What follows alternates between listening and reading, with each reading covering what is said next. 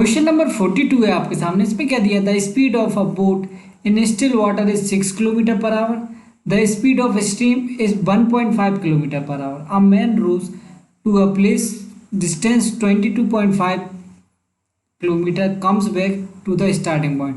मतलब कोई एक मैन है, वो यहाँ से जाता है कितने 22.5 किलोमीटर दूर और वापस लौट के आता है। ये क्वेश्चन है, ठीक है।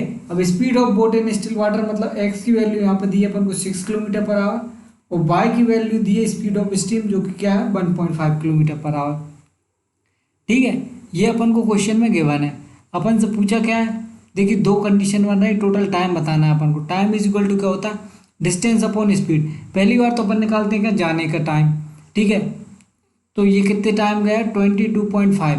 अब मान लेते हैं ये कि ये गया डाउन स्ट्रीम, डाउन स्ट्रीम गया तो दोनों की स्पीड जुड़ जाएगी, दोनों की स्पीड जुड़ जाएगी। 6 प्लस 1.5 क्या हो जाएगा, 7.5 प्लस 22.5 वापस लौट के आएगा। अब इस बार मान लेते हैं अपन डाउन स्ट्रीम, अप स्ट्रीम आया, तो अप स्ट्रीम में क्या होगा, माइनस हो जाएगा, माइनस हो जाएगा तो ये कितना बचेगा 5 में और 4.5, ठीक है 4.5। अब क्या हुआ, इस क्वेश्चन खत्म हो गया, सॉल्व कर लेते हैं। ये पॉइंट से पॉइंट कट गया, पॉइंट से कट गया पॉइंट, ठीक है।